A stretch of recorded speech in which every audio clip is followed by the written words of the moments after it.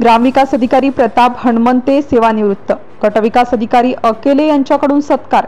निलंगा पंचायत समितीचे ग्रामविकास अधिकारी प्रताप नारायणराव हणमंते हे 39 वर्षाच्या प्रदीर्घ सेवेनंतर नुकतेच ते सेवानिवृत्त झाले आहेत। याबद्दल निलंगा पंचायत समितीचे गटविकास अधिकारी यावेळी सत्कार करताना निलंगा पंचायत समितीचे गटविकास अधिकारी सोपान अकेले यांच्या हस्ते शाल श्रीफळ देऊन निलंगा पंचायत समितीच्या वतीने सत्कार करण्यात आला। यावेळी सहाय्यक गटविकास अधिकारी संजय आडे, विस्तार अधिकारी बळवंते, ग्रामसेवक संघटनेचे तालुकाध्यक्ष विजयकुमार सूर्यवंशी, माजी तालुकाध्यक्ष नितीन भुईवार, ग्रामसेवक संघटनेचे सचिव धवन व इतर सर्व ग्रामसेवक मोठ्या संख्येने उपस्थित होते। प्रताप नारायणराव हणमंते हे ग्रामसेवक म्हणून डिसेंबर 1985 रोजी निलंगा पंचायत समितीतून शेडगी व माने जवळगा या गावी प्रथम रुजू झाले।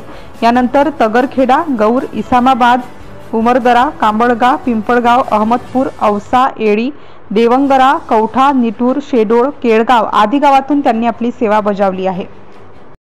निरोप समारंभाच्या कार्यक्रमाला आवर्जून उपस्थित असलेले आमचे सगळ्यांचे मार्गदर्शक आदरणीय अकेले सर, औषधावरून आलेले लेडी विराजदार श्रीधरजी डोंगरे, तसेच पत्रकार मंडळी आणि आमचे सहकारी बंधू, सर्व ग्रामसेवक सहकारी बंधू, सरांचा एक चांगला आदर्श घेण्यासारखा एक मुख्य हेतू असा होता की मी तर काम करतो, परंतु काम करत असताना समाजामध्ये राहून काम करायचंय आणि मला आई वडिलांची सेवा करत करत काम करायचंय, हे सगळ्यात मोठं ध्येय ठेवून साहेबांनी गाव कधी सोडलं नाही। आणि सेवानिवृत्त होईपर्यंत सर स्वतःच्या गावात शिक्षणभूमी, कर्मभूमी आणि आपलं सामाजिक कार्य जोपासण्यामध्ये सरांनी आपले जवळपास 32 वर्ष घालवले। हा एक सगळ्यात मोठा आदर्श आहे। सरांनी फक्त आणि फक्त घर सोडलं नाही, तर वडिलांसाठी सोडलं नाही आणि वडिलांची सेवा करण्यासाठी घर सोडलं नाही। हा सगळ्यात मोठा पॉईंट आहे सर। मी सरांना म्हणायचो, सर लातूरला वगैरे का राहत नाही, आहे तानाजी लातूरला राहून काय करू, मला वडिलांसोबत वेळ घालवता येते आणि माझं गाव ड्युटीचं आहेच किती 10-15 किलोमीटर, पण सर आमचा एक सगळ्यांचा गैरसमज आहे, लातूरला राहावं, लातूरला राहिले किंवा शहराच्या ठिकाणी चांगलं राहिले चांगलं शिक्षण भेटते, तसा काहीच हेतू नसतो। आणि त्याचं एक ज्वलंत मूर्तिमंत उदाहरण जर कोण असेल तर प्रतापराव हणमंते आहे। कारण खेड्यात राहून सुद्धा मुलांना चांगलं एज्युकेशन, चांगलं शिक्षण देणं हे सुद्धा त्यांनी एक चांगला आदर्श घालून दिले। तर भावी आयुष्यासाठी सरांना माझ्याकडून आणि सर्व ग्रामसेवक बंधू भगिनींकडून पुढील वाटचालीसाठी हार्दिक शुभेच्छा देऊन मी माझे दोन धन्यवाद। आजचा कार्यक्रम आहे, सरकारचा पण कार्यक्रम आहे, समाजाचा कार्यक्रम आहे, समाजातलं रोल त्यांनी एकत्र करत आहे।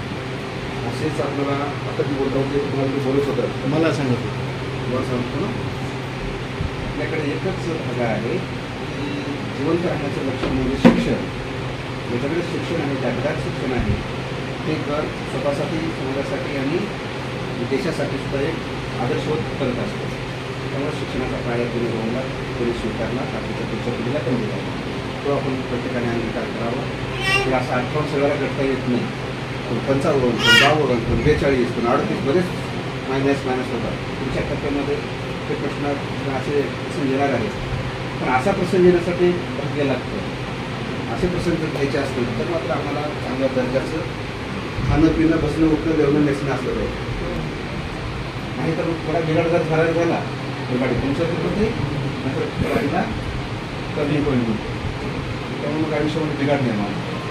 त्यामुळं हे असं म्हणजे निरोगी आयुष्य जगण्यासाठी चांगलं व्यासपीठ आपल्याला आयुष्यभर कमवावं लागतं। ते त्यांनी कमवलं, कुटुंबाचं त्यांचं सगळ्याकडे त्याच्यात येतं, त्यांचा गोतावळा त्या भाषेमध्ये विचार केला तर त्याचा गोतावळा किती मोठा आहे, तशा पद्धतीने ते जपणूक करून ठेवले, तशी जपणूक आपल्याला करता आली पाहिजे, त्यांच्याकडून आपल्याला शिकता आलं पाहिजे। त्यांना पुढील आयुष्यासाठी मनपूर्वक शुभेच्छा करतो। कुटुंबाची त्यांची भरभराट व्हावं, आरोग्य जीवन त्यांना खूप मिळावं, त्यासाठी मनपूर्वक शुभेच्छा। आपण बोलण्याची संधी दिली सर्वांच्या